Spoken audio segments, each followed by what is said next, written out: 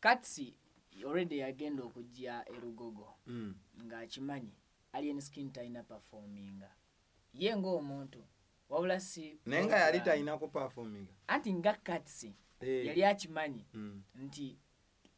alien skin taina performing naye ate nga si kyekiri ku program eya bategese era bw'oneetegereza obulungi Nimrod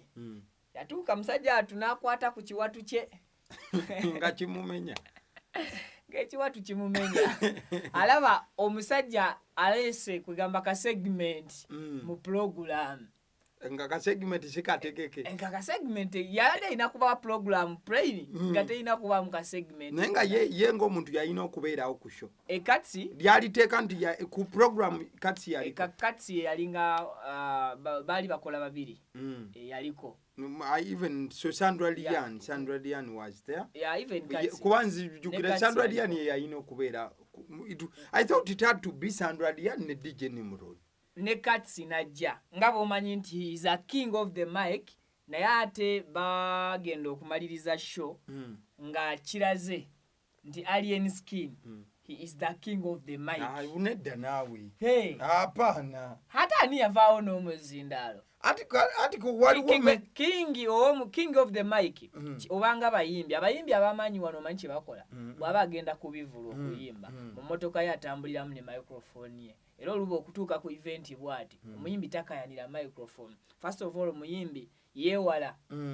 biki bye bayinza okusa mu microphone so kati ne king of the mic kyekimu kye yali alina okukola kati teyajja na microphone teyajja naye kuba singa yajja nayo tebaali musabye muzindaalo kati gwenga yali akavalinga event eyo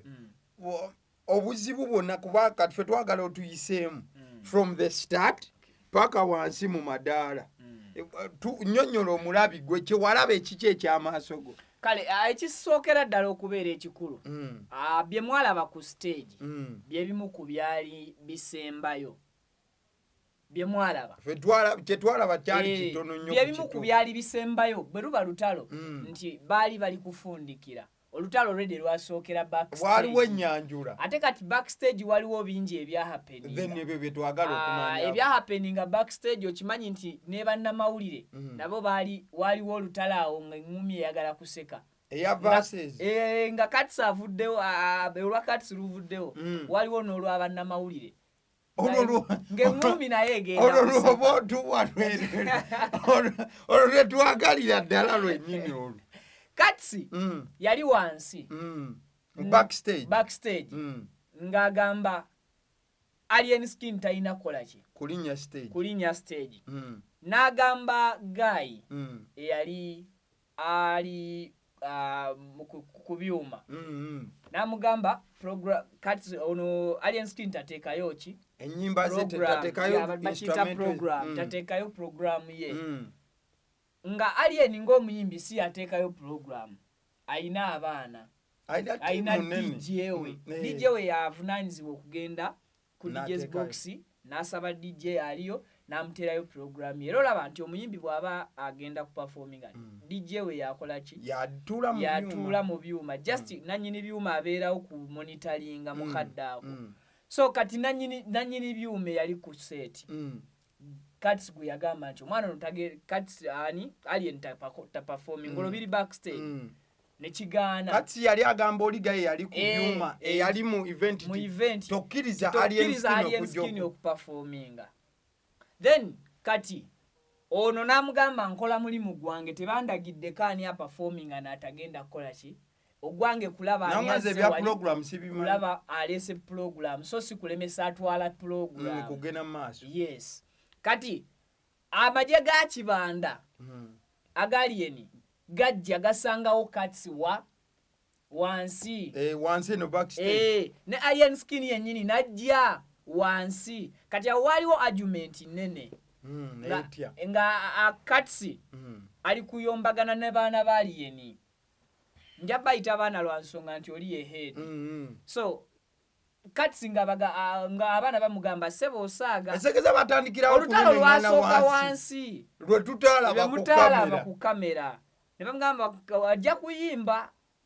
ngwana yabagamba temutagenda kuyimba kati mutekewo abiri tulabe ojja kuyimba tojja abana bamugamba jawe empalana ya TikTok ono muyimbi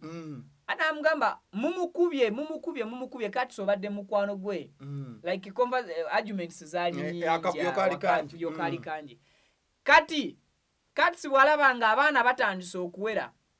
bagamba ajja kuyimba ayiya bwava wansi backstage kati neyemulula kuba kati n'ava wansi awo backstage n'alinya ku stage asobola oyisaamu kiri okitegedde kati simanyi kyesaategeera oba kati yamanya nti alien yadda ku stage kati bwe yadda ku stage n'afuna microphone n'ayogera byonna bye mwakola ki bye mwawulira kati bw'amaliriza okwogera n'ayagala bamwongereyoko ku ddakiika era already amaze naye asaba bamwongereyo ku budde abeeko byayisaawo ebibiye nga katsi Nimrod agamba DJ tugendere ku program teekayo omuyimbi addako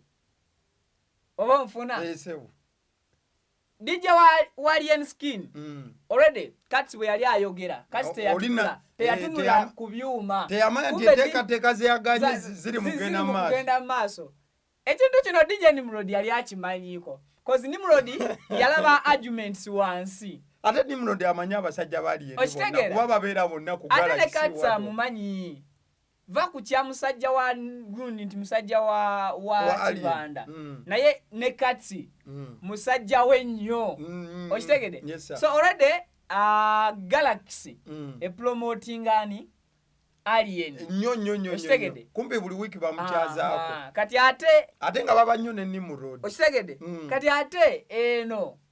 side endala kati Nimrod yali alaba ekigenda maaso Nimrod yali akiraba kati ate katsi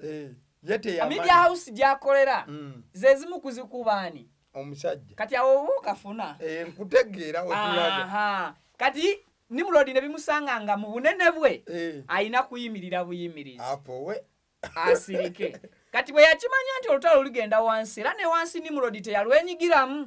ye yasigala wano waggulu ku madaala wennyini ng'alengera bwakulaga nti alitunudde mu audience bwakulaga nti atunudde ku lutalo oluli waki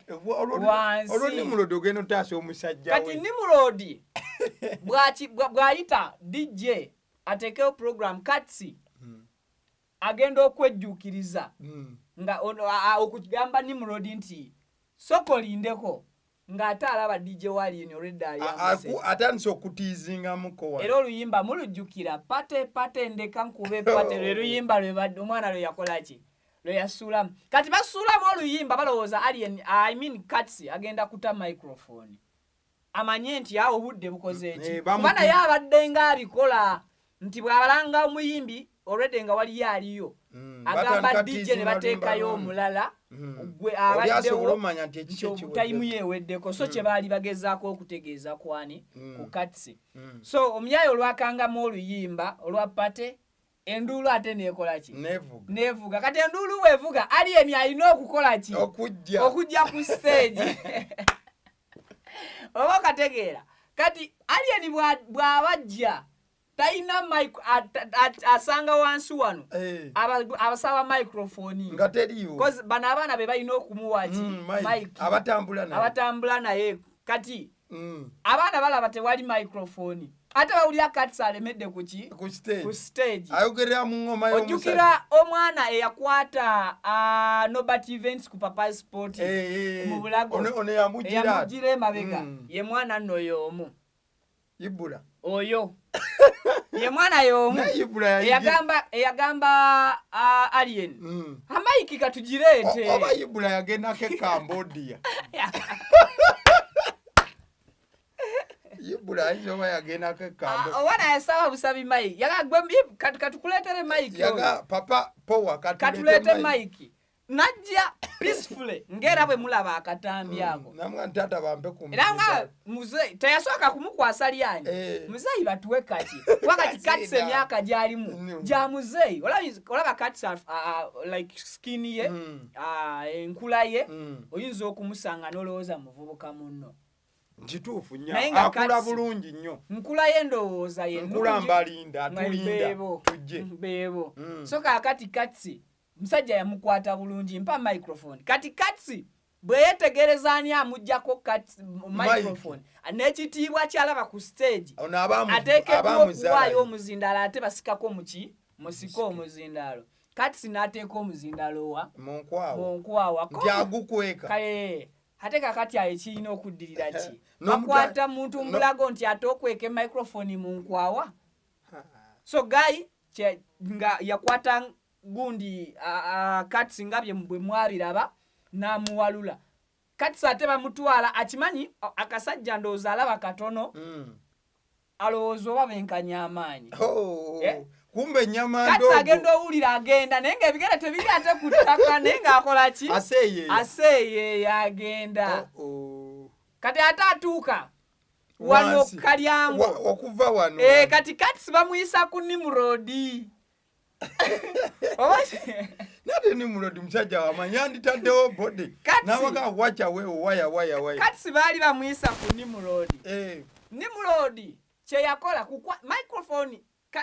Nimrodi yali ayina ey'okubiri yali asobola okukwata microphone n'agitwalira alien skin ajja akole ki alabe embeera naye ate waaliwo oluyombo lwenkugambyeko backstage singa alien skin ku busungu bwe yali alina yajja ku stage nga kuliko katsi twandirabye eringi nga teriiko oba kategedde olaba Sandra Liani bamugoba mujjukira abaana nga bamulya ku stage ye baali bamutaasa kiyinza kuddako singa omusajja abasanga era owulira obusungu alien skin bwe yajja nabwo yatuuka abagamba singa screen zino zizannya ekigambo Sanyuka TV nga nnyimba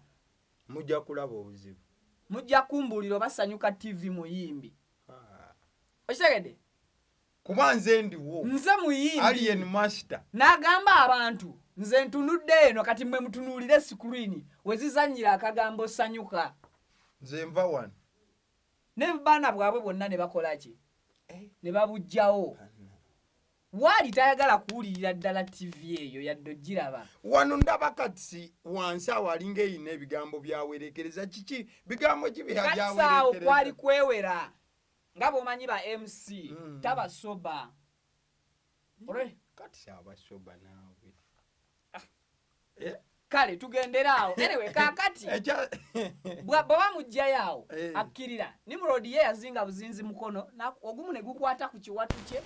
nekimuzitoowerera n'atambula no kati lwakuba kamera yali agikubye mugongo temwakiraba naye Nimrodi yali afenseko temwakiraba kamera yali agikubye mugongo ezo zibampisa Nimrodi lwaki abasekerera Nimrodi yali mutuufu era muwagira 100 ku 100 okuseka kozi bagamba ne mukufiirwa wabaawo amaki amasanyu tewabula aseka Nimrodi yakola bulungi kakati ate olaba ekisesa Nimrodi kulaba katsi nga bamukutte mu kifo ky'okukkiriza ate microphone ate katsi agenda olaba atambula n'ebigere tebituuka ku kye kati ye Nimrodi yeewuunya amaanyi supernatural power magic katsi gwe yayina katsi magic gwe yayina otambulira mu okutambulira waggulu Nimrodi n'aseka era omulaba bambi Nimrodi ebyewuunya ebyo bimuggwako ate aleze Sandra Liani namulaba ng'aleze omwana muwala koze Nimrodi why do you do that kati olutalo lukkirira wansi alien bw'atandika performing kakati katsi akavuyo wano wansi wano backstage ekyali eyo ab'amawulire baagala balwanirire munnamawulire munnaabwe baga tosobola mukola kino how can you do that mwe bagayi balien mweyita ki mwefudde ab'amaanyi nnyo okitegedde nga bwe bagamba bagayi bali babaga babuuza bannamawulire batubuuza waliwo agambayo babagambirawo bagayi babagambirawo abali ati waliwo agambayo ate nga Nzukira Champion Gudo yagamba nti agamba yasamba kati gwewaba awulya bagamba nti agamba yasamba ogambayo ti kambuze waliwo yagambayo gwe oli munnamawulire obalaba obali mu mabega ate abaduumira ali mu maaso bakubuuza waliwo agambayo osebo bw'oba gwe ogambayo naye bamusitule naye kati laba omanyi munnamawulire ate naddala aba entertainment ndowooza ffe abamu kubakyasinze efujjo ndowooza ne bano bannamawulire abakyasinze ababeera ennyo ku campaign ebamu ku bannamawulire abasinga tubaamu n'ekibuli argument zagenda mu maaso bannamawulire abamu ne basitula eddoboozi nti ffe tugambayo naffe mu bamawulire tulinamu abaana abazitowa abagambayo sha tulina muzeeyi ng'ogamba tulina bayibula ng'oyogera yibula mulala nnyo so kati tulina abaana mu field omwo nga nabo balina seeya ddala kitegera so arguments zaali nnyingi ate Nimrod nakka okujja wano mu kavuyo kano Katsi ngali ngenda balaga kitegera so era okuvaawo ekiro ekyo kyennyini nnyini Katsi yatuukira ku poliisi naggulawo omusango ebiri nalaba gwe yagula kwani ku Ibra the Nature Alien defamation for alien assault for Ibra and others so bwe gutyo bwe gwakola ki bwe gwata ebyo kati bye byali awo naye nga alien teyakwata ku Katsi nti anamulaba olaba kyenzijukira ono ababa bamutwala ne magic omungi alien ng'akozesa magic gwani Katsi ng'akozesa magic otambulira mu bbanga nalaba Katsi ali mu bbanga bw'ati alien ate ndawa yeesimatula ayita eryajjaabuuka gweno mu maaso ebyana ebirina taite ennungi bwe byalaba wano akafaananyi ke bakuba Katsi nga bamukkiriza amadala n'akyuka atulule ku stage gye bamujja nga omusajja gyali kati Katsi bali bwe bakugamba yogeza ekifaananyi awo kyogeza otya nti kuba biri kuliko ayina magic awo Katsi bwe bakugamba yogeza ekifaananyi engeri gyali atunuddemu ogamba Nimrod onvuddemu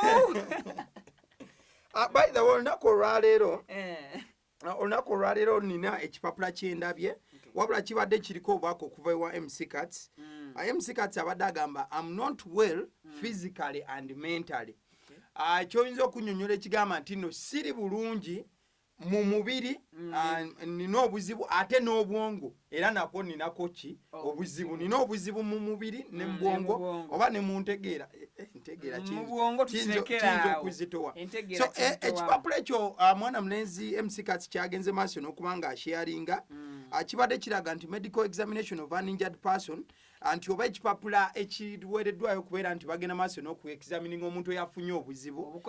obukosefu nga bagamba request for medical examination of an injured person ayo request yakoleddwa poliisi nga basaba mwana mulenzi Edwin Katamba oba gwenza okuyita MC Katsi agenda akeberebwe bagisindikidde police surgeon oba omusawo omukugu oyo owa poliisi nga balaga omusango ogwo gwe yagulawo gwa asaluti guno gwe bagula ku Ibro yamusitula bubi nnyo so omwana mulenzi MC Katsi olunaku olwaleero alina okugenda maaso n'okuba nti nno akeberebwa omusawo wa poliisi alabe embeera do you think kyetaagisa okukebera omusajja yafuna obuzibu obutuuka ku ssa erifaananako bwetyo nti kati biyingiddemu omusawo ensonga zaali enne MC Katsi abamanyi obulungi MC Katsi ye musajja akwata microphone n'alinnya stage n'alagira amataala gagibweko naye ng'ali luddawa ku stage n'alagira abantu bateekeko tooki z'essimu zaabwe abeere nga afuna view eri kiriya alabe audience abantu bameka abazze mu event eyo abantu abo bakuma tooki ku ssimu zaabwe buli omu abeera akuma kasimu ng'asabira Katsi oba omufunye sibitegedde awaliwo abalina obwongo obutaggulufumuko obwange buganya ottagguluka nkakuddiramu katsi waliwo events zetuze tumulabako nga awalampa stage ezibeera ziriko sound n'atuuka ku top yazo n'alagira amataala bagajjeko era ne kikolebwa n'ayimirira waggulu eyo ku stage n'asaba bafanzi bategeke essimu zaabwe tooki z'essimu zaabwe ne bakikola naye buli asitula essimu ye n'ateekako akatooki abeera ataddeko tooki eyo kusabira MC Katsi aleme kuwanuka waggulu kitegeeza Katsi already yamanyira okutambulira mu bintu by'obulabe ako ke baamusitulamu it's like holding my phone nenjijja wano nenjissa wano okusinziira ku gwe tewali kyamaanyi naye olw'okuba wansi arguments ezaaliwo nga akuba n'engalo ngenda balaga so this is the right time Katsi gy'alimu ey'okulagaani ekitegeeza Katsi okugamba nti naakeberebwe kiki ky'otamanyi ku poliisi ya wano olwaleero osobola n'okunkuba obukubi engolo just engolo wano nengenda ku poliisi ne bagayanga obwongo bwafunye dda ne bagenda ku poliisi ne bankebera immediately ng'obwongo bwange sebo bwetaaga gendako mu byuma banneekebeje just engolo bweti negwe ku ssomero bakuba ngolo mmeka so Katsi bino ali kwoleka busungu buleeta n'ekiruyi akimalire ku alien skin okuteekawo erinnya liri nti ye level I'm the king of the mic. He's the king of the mic first. Secondly nti level ye te comparingibwa ku bano ba alien skin era ogenda okuwulira event eyo yennyini kwaliko Eddie Kenzo backstage Eddie Kenzo n'ayogera ne Katsi namugamba era nalaba Katsi ng'aloopera Eddie Kenzo ng'amulopera wange bantizeti namugamba tujja bitwala mu mateeka era Eddie Kenzo n'agamba mbu ajja kuyimirira naawe kiba kyetaagisiza balooya tukikole naye lwaki nti already Katsi ali kuseetula lutalo nakulaga mu interview yayogera nti alina connections namulaba nga yewera awa nina bakenzo nga ne Kenzo wali n'agamba naawe nina bakenzo ekirizi nti bakenzo balina se ey'amaanyi ku poliisi kati bajja okukozesa ati like kati ssaawa za leero kyayagala nti bagendeko mu bato ey'amateeka naye ate bwe binaagenda mu bato ey'amateeka ojja genda okuwunzika nga alien skin yali azze yasasulwa oba yajja kuyimba nga ne risiti agiina okitegedde ngeraga n'obudde bw'alina okuperforming era teyeeyita bwe baali bakolagana MC ne MC awo ennyini pozingawo there is information gye nafunye okuva ku Fangon egamba nti alien skin yalina operforminga ku sheeyo wabula mu kuba nti yali alina operforminga ku sheeyo ye yali ava mu performance z'endala kati mu kutambula nga addana ku Fangoni nti wajjukirira nti nogena performingira omusajja bw'atuuka nawo Jostede yali kuki yaliwo ku stage Jostede bamuwa information nti omusajja we akoze eki Jostede had to break in order for alien skin to come on board so ekyo kyegera gegali amazima kikuba kyembadde njagala ogattaawo ono yayingira mu budde bwa Jostedi n'asaba afune ka break ono ajja akubemu kuba musajja we akubemu ate alien skin okuyimba ku show ya Jostedi era nayo impact olwaleero tukkirize tugaane kigattako kambuzi Katsi aba butajja waliwo sheye eyina weyandiganye okutambula in fact Katsi ku sheeyo yali teyeetaagibwawo in fact Katsi is the king of the mic. He is the king of the mic but twina generations ento bwe mubanga mulwanyisa lwaleero nga tugamba nti atufuga aluddemu sebo kye yatuvaako ku ntebe N'empologoma y'emagere gyetuule mu ntebe. Twagala bavubuka ate nga gwe ofaanana bavubuka naye nga toli muvubuka. So kati sho obeera osuubira yaki. Kati omwana nga Sandra Liyani ayagala okuexperiencinga ku events ez'amaanyi oba omuwadde omukisa. Nedda. Esawa ze yali maze ng'ali ku stage agenda atatandike. Anyway, nina byendabye MC Cat still abadagama the part of defamation you all didn't understand. Sit watch. Akatsa asharinze bibadde media files 3. Asharinze akafaananyi ne bu video bubiri. Akafaananyi kabadde kakatuni ke baakubye nga bamwetise agambe yo defamation of which I'm asking myself. Ekyo nakyali enskini yakikubye. Eyo point 1. Point eyokubiri. Asharinze videos 2. A videos zino yali ku live. Ye kennyini nani? Na alien skin. Of which bonna beetwalira. Gwali muliro. Ku muliro. Kambuze. Bwe banaabaleese bino ng'obujulizi. Bagenda kujjamu ebyo byokka alien bye yaddiza katsi ye bye yavuma alien babijjemu. Kankatereeze. Alien skin oyinza okuba live ya TikTok bwe emala ennaku 3. Kasita okola live ku TikTok esigalayo for osobola retrieving and even though in those 30 days you can download that live nebeera mu device yo. Ekyo taata ennaku 3 we ziba zaayitawo yadde tezinnayitawo olunaku lwe bali kutwala mu kooti genda bugenzi ku YouTube channels sobola okumenyerayo ennyingi nekugaliwo kwekali live okuva we yatandikira ne Katsi we yagijoyiningirako. I think you covered that whole thing. Everything is there. Zaprode. Kugama information weri. So information weri kati ye bwaba yatemamu ate naye tuba tulina okumuteeka alien skin aba alina okumuteekako omusango gw'okuwaayira n'okukonjera onsibako amatu g'embuzi agalibwa. Oyinza okuba onsibako amatu g'embuzi okundiisa bajja. Owaayi tolumye nnyo. Still there nga tuwumbawumba ku nsonga eno.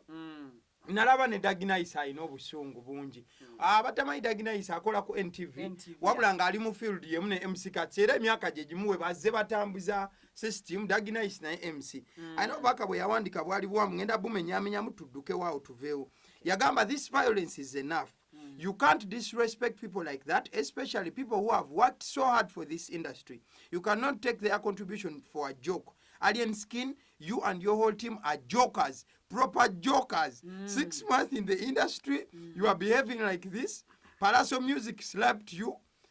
You here and the whole nation sided with you for sympathy. And now you are here grooming violence. I am with you, MC Cats, every step, and I mean every step of the way. Not number 2, I dare, and I mean dare anybody to do this to me. Me, Daginais, I dare anybody. You will see me, Masha Kolutimbe. Now, 6 months in the industry. Yes. Emyezi mukaaga kale. Katumuterezeemu. Abulako obubuzi myezi ndowooza 3. Akoona omwaka. Alien Skin. Tekikyali myezi mukaaga ako nga kutereezezaamu. Kale katugendere ku mukaaga gye. Mu myezi mukaaga, Alien Skin alaze nti TV omuyimbi teweetaaga gifukaamirira. Bapulizenta like kukuyisanga mu maaso. Okutyobola bw'oba mukazi nti pulizenta amale kukuba luseko olw'ekikulu. Oshitegere bw'oba musajja nti pulizenta amale kukaliza waleti. Enseke zivuga mu TV yawe. Oshitegere bapulizenta babikola. Bw'oba musajja bakuba oluseke waleti neekalira n'ojjula okusinga endagamu bazannya oluyimba lwo. Bw'oba mukyala bakuba oluseke n'ogenda mu ddwaliro nga bakebera nseke. Kimala. Oshitegere? Yes. So ogenda kwesanga nti emyezi mukaaga bw'oba gwe gy'okomplaininga nti gy'atawaanyirizaamu endongo akyusizza bingi. Yes, sir. And even abamaze emyaka 15 ku 2 mu ndongo bye batakoze eki? Bye batakoze. Ate bye bali kutambulirako omwana byakola ki? Bya settings. First of all, Alien Skin kye yakoze ekya microphone ku ne Katsi olutalo lwabaddewo. And actually it wasn't olutalo. Just akanyomonyomo k'omuntu omu keyayagala ateeke ku mulala ogenda kwesanga nga kiraze ba upcoming artists nti tewukyetaaga TV oba radio nedda kibalaze ba upcoming artists nti tokyetaaga kubanga oyagala okuperforminga n'ogaana okuperforminga MC takwefuulirako kiwaji genda lumba ku stage kyawakamanyirako awe nyini kati ninyo wenyini woli anina wedda information gyenaaba ne bagamba simanyi just bino bigambo nti ekyegeza omusajja ono bulijjo alemesa aba upcoming bangi galemera mike ku stage and all that. That's just comments zenalabe ku gundi agwe toli munnamawulire tugwe tudda mu mazima va mu kuseka bwe tudda mu mazima tokimanyi taata beera open ayinza okubanga alabye sports program zo nga si zaabakwogera mazima zakwogera mazima tokimanyi ate oyinza osanga ayinza oba alabye omuyimu nga tasaanidde ye kale ekyo oyinza okuba weebuzaabuziza tokimanyi nti omwana atwala fulashi ne bamuguzisa na fulashi ya mitwalo 2 ng'agenda kuteekako luyimba lumu olutazitowa na megabytes 10 agirekerewo n'alekawo n'emitwalo nga 2 bazanye oluyimba lwe aba yakafuluma oluusi tatuuse na ku station basisinkanye mu mmotoka flash ne basangulako n'ateekako ebibye nga n'oluyimba lwe taluwulirizaamu tokimanyi so kyekimu bano abasajja balemesezza bangi nga bateekawo baabwe bawoza awamaani nja kubeererawo mu buli mbeera those guys abagamba nti bagenda beererawo akatsi mu buli mbeera era byebamu generation yogiwulira olulira mu comment y'omusajja gy'osomye nti bwebo batwatere embundu mu ndongo yaffe okitegedde nti ne leero baagala balage nti bamaanyi kambuuze waliwo bubeezi entitlement mu bantu bano aba media abatandika edda entitlement nti okwagala okwo okuwulira nti ffe tusala oloza kiri nnyo mu bantu bano anti like guy yajja gwe mugamba nti wa myezi 6 nabagamba nti top 10 okitegedde yena yeegulumiriza waayagala okukola ki anirule ako ke kasinga nno okunyiiza ogenda mugambayo ki ng'agambye nze sifugwa akasinga otise okunyiiza akatisike ddalayo ng'agamba kenzo olisebo yagamba ali anirule tafugwa akale tugenda mulaga nti teri anirule bw'aba agamba tali anirule yagambye mbu aliyeni aleeta obwanirule bwe ku bulandi yange kwafuukira like brand but cats as a brand nawe tewe respecti nze true ekigere and tokoze mulimu gu professionally yesebo katsi tukusaamu ekitiibwa abantu bakusaamu ekitiibwa nga bwokyagala kikuweebwe but osaana ow'ekitiibwa abalala business is business tozanyira mu business argument is also argument when it comes to TikTok mwevume when it comes to shows leko omuntu akole bwobanga gwe official MC nkusaba bwekuba nga gwe bagambye olina okuintroducing alien skin next time teeka mu supu the anilule koogere okitegere gamba the fango CEO fangoni forest n'ebisigaddaawo nga bw'ointroducinga fiye wanani asinga okuintroducingwembadde ngenda okugamba nga tumaliriza ensonga eyo nti kati yandiwulidde atya singa ye yabadde wansi wano ng'ali ne fiye we nga waliyo omuyimbi tugeze like music oba ali ku stage like music ne bamugaa akatime kakoze eki kaweddewo kati n'asindika DJ waabwe n'asampolinga oluyimba lwa fiye titititi ono yenna ali ku stage n'alemerako nga fiye alina red agamulete mike ngende nkole ki katsi yandiwulidde ati olowooza anti ku busungu bwa katsi bw'oba tomumanyi afuna mike ey'okubiri n'agamba omuyimbi ne bw'aba abadde agenda va olindako okugenda n'amuweerawo katsi tomumanyi ye ebibyo ebisukkaawo era ababulirawo abayimbi abato mutusobera babawo obudde temubukozesa mubeere n'empisa ng'olwedde ali kuvuga muki olunaku olwaleero kwagaliwo omusajja gwe naleese is an award winning YouTuber so bw'aba ayogera with ayogera with authority. Ebaluwe neva wa Neil Mohan. Wamwita Neil Mohan. Mohan ye CEO wa YouTube eno kwe tugenda maaso n'okubanga tweyagalira.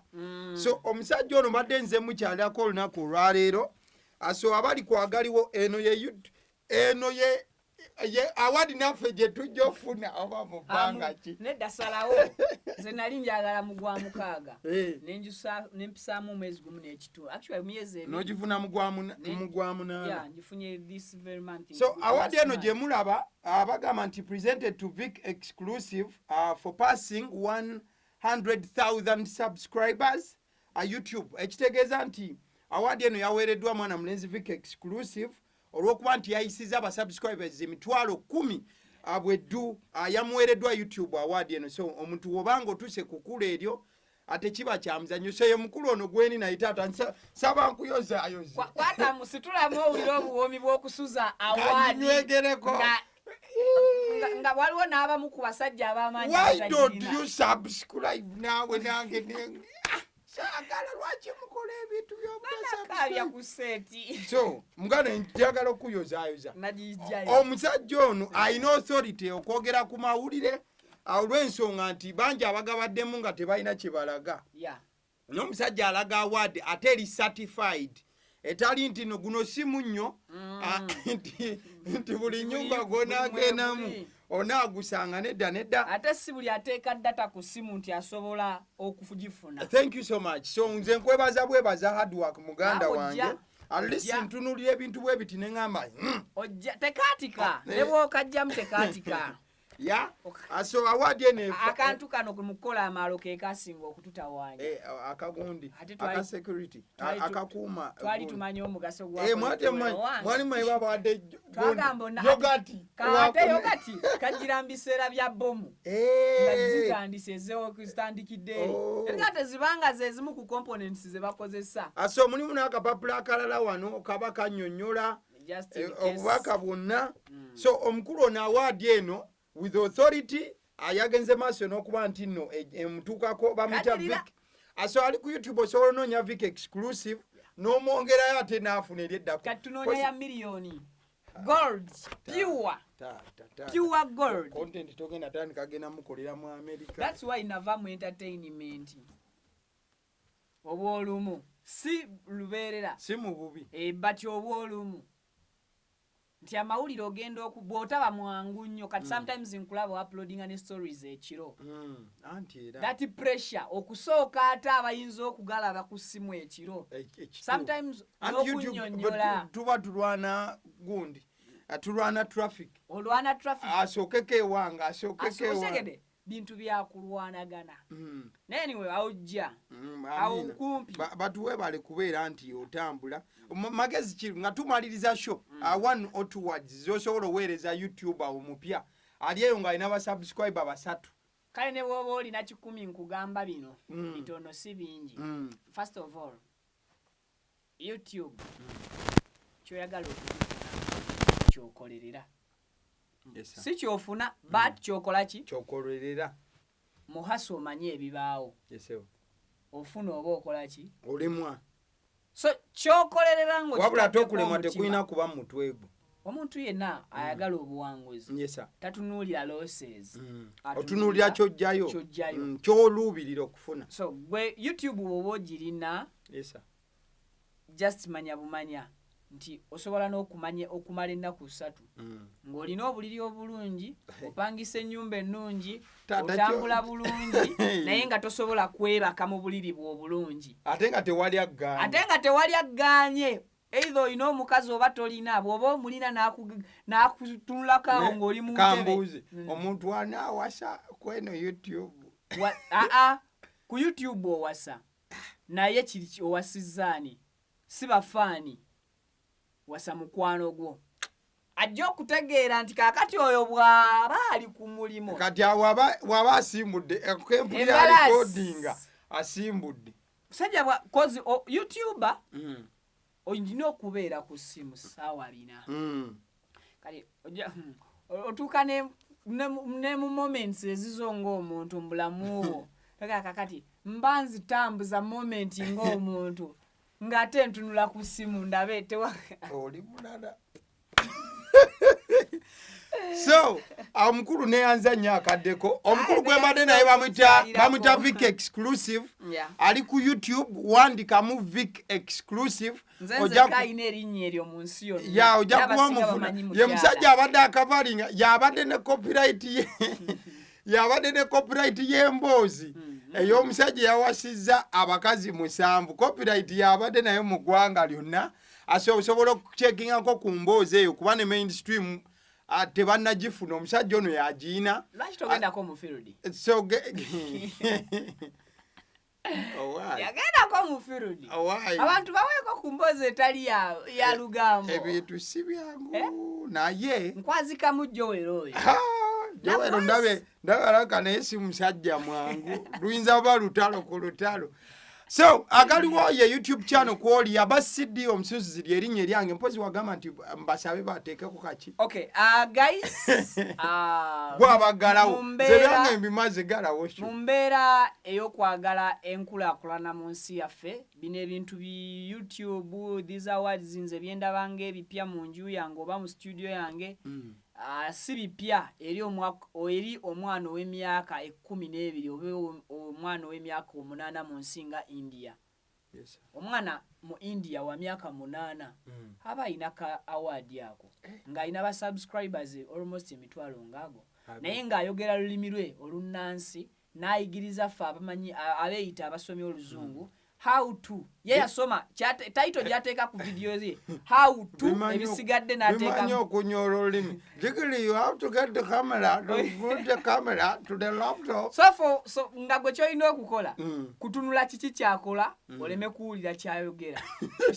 wetegereza nnyo kyakola kyo kyentegeeza nti okwesupportinga kyekisinga obukulu abampita Vicky video nkusabye mbwombefu ow'ekitalo soko gimpereka like yes bulo likinga video wano kwagaliwo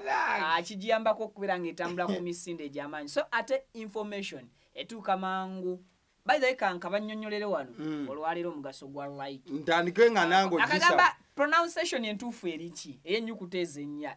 ndoze eri like naye akako munayo bakakutugamu ebiseera ebisinga buli omwana onyo engeri gy'atunda omulimu gwe kituufu abangi ku bo tebakifanga nako nga n'omuntu tamanyi era kati okuba na leero authoritative ngenda kusabanga like eyo njijje wa CEO wa like mu Uganda bananyini like bagirina oba like oba zena kusabanga like jipere like eyo sijasobola kanyole okabawe ejakunula olulimi ngendo tuka nga video tekyasobola liking a video after okulikinga kijja kuyambako gwe nebo batogishyalinze naye ng'ogilikinze YouTube eno ina science oyo nti video etambula bwe balabanga video bagilikinga nnyo eduka ejirecommendinga so that's why tusaba that ngenda gisaba ate ekintu ekirala ekisinga okuba ekikulu ne bwoba ne likes mu 2 oba millions 10 nga to subscribinze tosobola kufuna award eyo so okulikinga kwagala sate okusubscribinga kufollowinga kwe kugoberera so after liking a video make sure that you also subscribe ate tokoma kusubscribinga kwata mukade okaje mu kigambo alenze kati abange nyiga magamba namwe tobuuka bulango what is your problem mweraba we sign out